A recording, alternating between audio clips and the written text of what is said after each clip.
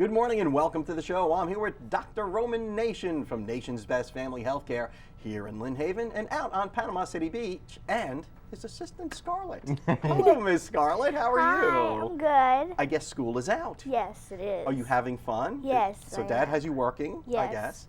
But you're probably having some fun time too, right? Yes.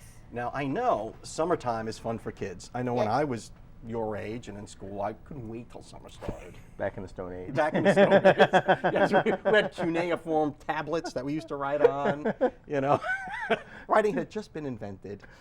But, and that whole development of the wheel, it was unbelievable. But at any rate, not quite that old, but but I do know that I used to look forward, because we used to take little family vacations. Yep. Mm-hmm. You know, I grew up in New York City.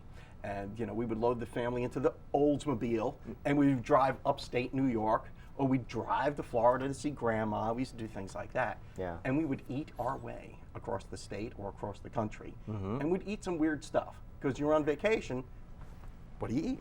Hot dogs, hamburgers. I mean, summertime is a time for, you know, Yep. for junk food, isn't it? There's plenty of that. I mean, it's always available nowadays, but Yeah. it becomes more prominent, especially with daylight savings time. Yeah. More people have barbecues. That's right. And is barbecue food good for you, bad for you, or does it? Depends on what you're putting on the barbecue. So, you know, hamburgers and hot dogs, generally speaking, are not terribly useful. But people who grill chicken and grill steaks generally aren't a bad idea. Barbecuing is not a bad way to prepare food, but it depends on, again, what you put on it. You I know. have a friend who's very afraid of barbecue, believe it or not.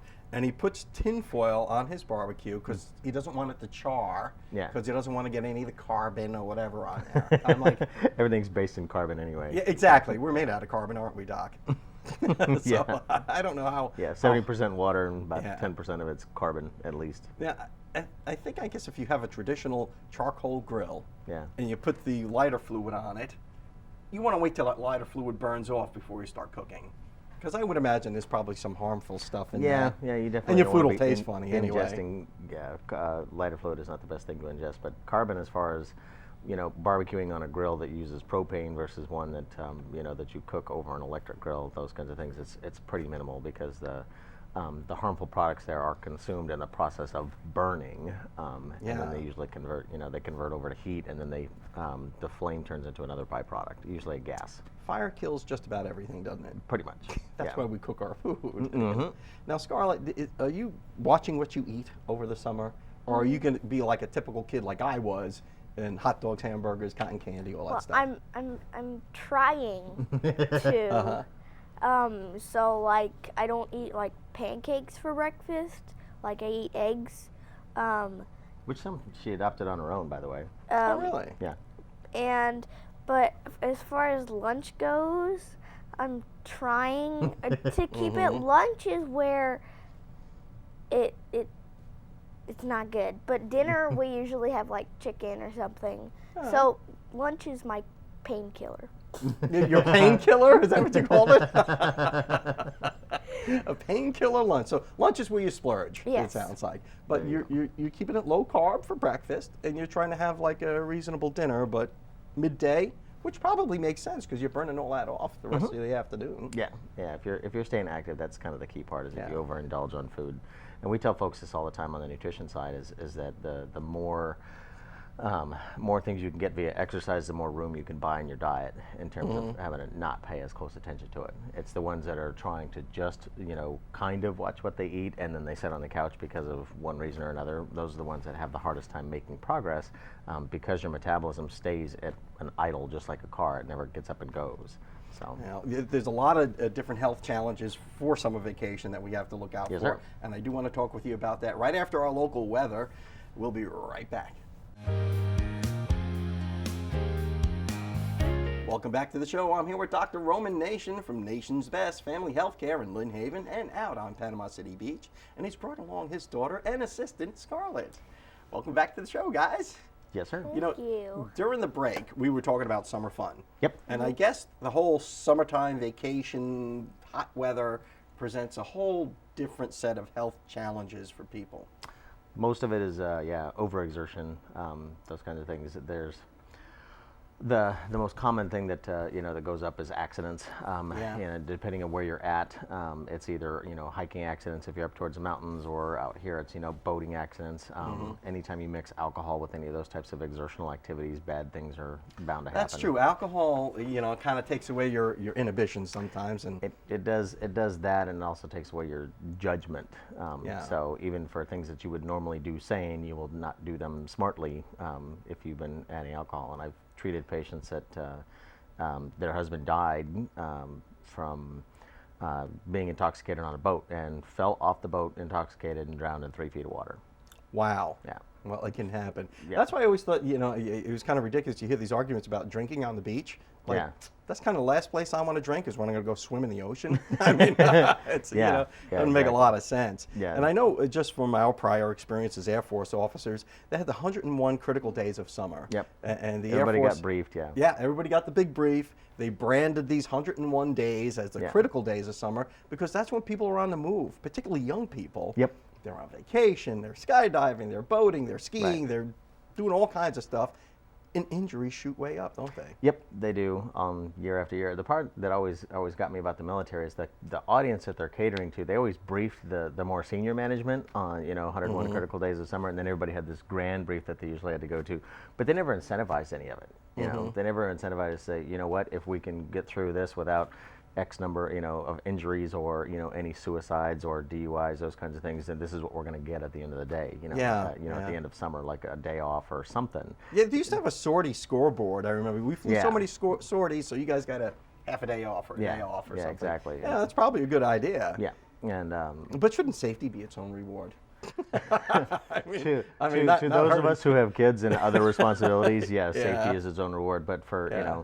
I mean, I have siblings that are much younger and still doing things like that, Yeah. in their late 20s and early 30s, and it's that whole part of it's a maturity process that goes through there, and you don't expect Yeah. it, in adolescents and teens and even young adults. You have to try and find another way that's going to incentivize them, So if I was going to do something like that today as a commander, I would, be doing something where they would either unblock the internet sites or something like that for a period of time or something like that that would incentivize them to do things smartly. Yeah, so you got to do something. There's a whole lot of pull nowadays for the instant celebrity type of stuff or those types of things that would be useful for them. You couldn't incentivize them in the military with money, but you could incentivize them with lots of other things. Yeah. Now, some of the other things that we need to worry about are heat exhaustion. Yeah. I mean, the heat is real. When I do Yes. the lawn, I try to get out there early. Try to get out there early before it gets hot. I mean, the midday It does. in Panama City can be brutal Yep. in June and July. Yeah, and there's a lot of extra stuff you have to do with increased water intake in order to compensate for that, so that you don't go into heat exhaustion. So it's not just accidents. You got to look out crazy diet, accidents, heat. I mean, and of course, there's a whole set of critters out there in Florida that can hurt you, like snakes and Yeah. poisonous Yeah. things. And I would things say that swim in the McDonald's is ocean. going to kill you before a snake does. Fast food will hurt you more. Yeah, your Yeah. chances of being hurt by fast food are probably better than being Yep. hurt by a snake. Yeah. Yep, we do. Makes do all perfect that. sense to me. Dr. Roman Nation, thanks sir. so much for squeezing us into your busy schedule. And good to see you again, Scarlett. And be safe and Okay. keep eating good. Okay. And we'll be right back. Welcome back to the show. I'm here with Dr. Aaron Shores from Spine and Neuropain Specialists here in Panama City and up in Chipley. And we're talking about whiplash again, aren't we? Yes, sir. Yeah. I know we had talked last week about someone that I know who has a whiplash injury, been doing physical therapy, and kind of reached a point of diminishing returns with physical therapy. And now she's going for injections. Yeah. Is that a typical course of treatment, or is everybody different? I think it's a common course of treatment. Oftentimes, as long as there aren't certain signs on exam that would make physical therapy dangerous, spinal instability or compression of the spinal cord or something like that, I think as a general rule, physical therapy is the most conservative thing that can be prescribed for a patient in most instances. So after a whiplash injury or an auto accident, typically physical therapy or some sort of manual therapy, whether it be with an osteopathic physician and or chiropractor together, not to say that chiropractic care is the same as physical therapy, but some sort of manual therapy is generally oftentimes a first line of treatment.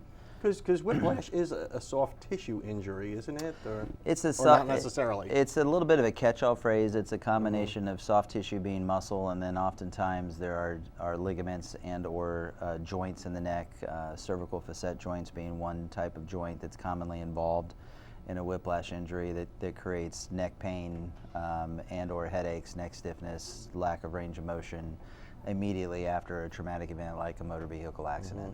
So assuming that there's no contraindications to doing surgery or physical therapy rather, physical therapy is oftentimes started and 2 or 3 times a week for. Why wouldn't you do physical therapy?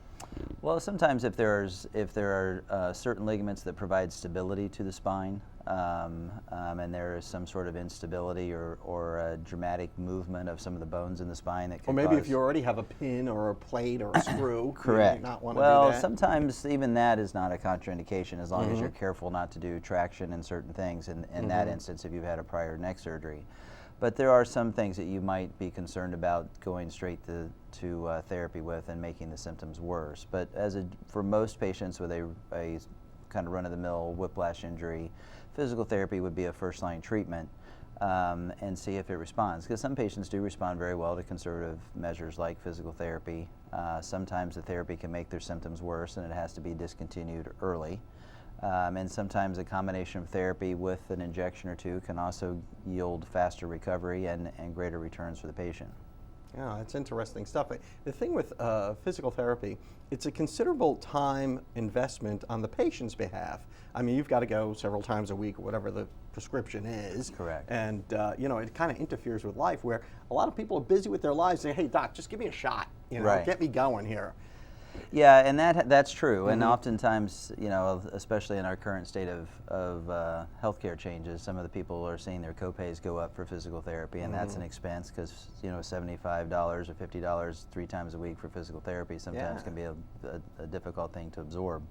So, but the thing is too, we still have to first do no harm, start with the least conservative or most conservative thing first. And in certain instances, some insurances, if you don't do some of the more conservative things, they're not always authorizing the shot or the surgery that might be needed to fix you. So sometimes it's a progression to show that you failed other options before you can sometimes get to where you need to be, which is a different discussion. But Yeah, I guess it is. I mean, insurance is always the wild card when it comes to treatment. Yeah. I mean, you may be able to readily ascertain that somebody needs an injection or needs an operation or something. I don't know, an insurance company may say something different. Would that ever happen? And well, a common one is, certain insurance companies, if you haven't, done 6 weeks of physical therapy, if you haven't had an x-ray, that they're not going to pay for an MRI, which is what oftentimes is needed to further evaluate a patient's symptoms. So sometimes, even though what I really need to make the diagnosis is an MRI, sometimes if we don't do the physical therapy and do some other stuff, the insurance company won't always authorize permission to get the MRI, which is again because you don't want to overtreat, I suppose, but still the best diagnostic is still the best diagnostic, isn't it? Correct. I think sometimes insurance companies are worried about overutilization when some expensive tests are ordered too quickly, when some other some time or some less expensive options could be tried that might work in some instances. So I think that's the managed care aspect of healthcare, which is a different kettle of fish. That's a whole other show, actually, talking about insurance. Yeah. But suffice it to say, follow your doctor's orders. I mean, if you've had a whiplash injury, if you've had any kind of injury to your neck or spine, I mean, it's very important that you go to a professional. And, it seems intuitively obvious, but some people think you can just walk that stuff off, and you can't. Right, yeah, you certainly want to have somebody who's an expert give you an opinion and go from there. Dr. Aaron Shores from Spine and Neural Pain Specialist here in Panama City and up in Chipley. Thank you so much for coming back on the show. You're welcome. And we'll Thanks see you for next having me. week. And we'll be right back. Welcome back to the show. I'm here with life coach Stefan Longo to kind of get some tips on the week on what we should be thinking about this week. Welcome to the show. Well, thank you very much for welcome having back, me. I Yes, should say. thank you very much.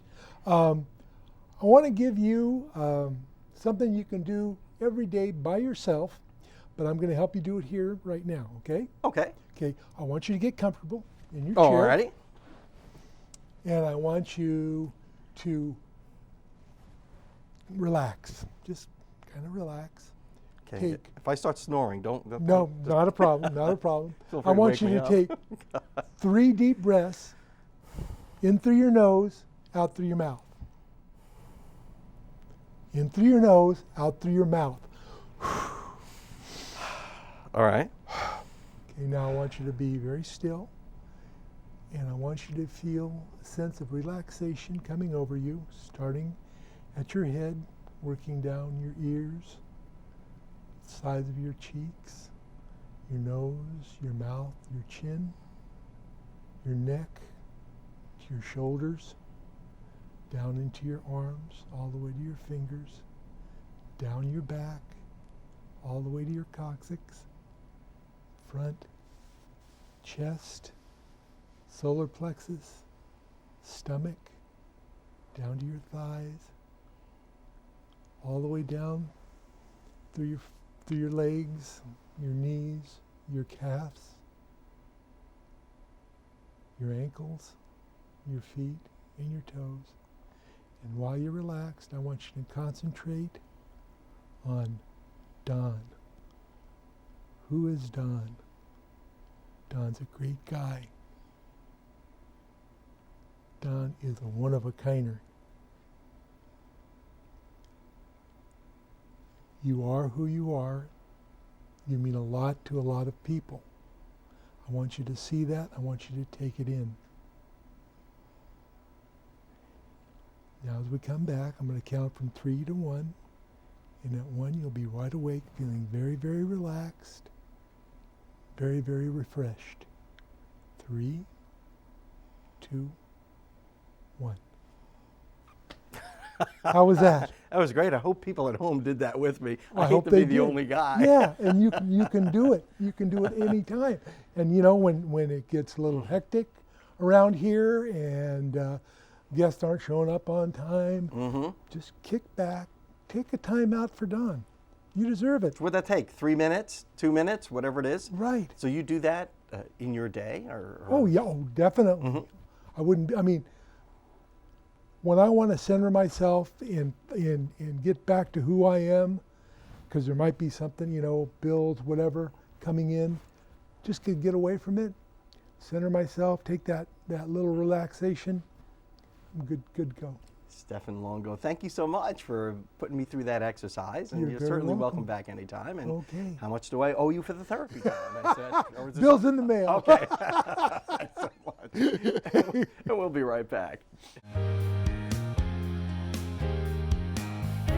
Welcome back to the show, guys. It's Randy, your Waking Up with Don trainer. Today I'm going to show you some static exercises that you can do from just about anywhere. A lot of people say they don't have enough time or space to exercise, so I'm going to show you some things that you can do from wherever you are. So the first exercise is going to be the static squat. I'm showing you guys how to do the squat again, but I'll give you a quick instruction so that you can keep up, and you can do these right here with me if you want. So starting with your feet shoulder width apart, your hips, knees, and toes in alignment, it's going to go down. And for the static squat, we'll hold the down position, okay? Then we'll come back up, and that's 1. We're gonna do 5 of these, and we're gonna do 5 lateral raises the same way. So 1 down, 4 to go. Down. Should be starting to burn a little bit right now, just like it is for me. So you get the idea. Up, 2, down. Up, and 3, down. Up, 4, down. As you come down, make sure that you keep your chest up nice and tall. You don't want to lean over or make it bad for your spine. And up, last 1. Lateral raise is just like it sounds. You're going to bring your arms up with a slight bend in your elbow and raise it up and just hold it. Down is 1. First couple are easy, but by the time we get to 5, you'll see why it's tough. Up. If you want, while you're in this position, you can raise your hands up, or you can pulse a little bit to add some intensity. Down, up, down. Okay, let's pulse on this next one. Up, and just give me a slight movement here, up and down, just like that. Got 1 more, folks. down, up one more time. Raise your hands. Hold it, doing good, and down. That goes to show you that doing a couple of rounds of that, or maybe even as many as you can help you get your exercise done anywhere. That's all I got for you guys this week. If you want to get in contact with me, you can reach me at www.5lfitness.com. And we're also at Tyndall Air Force Base and Impact Fitness here in Panama City. Thank you.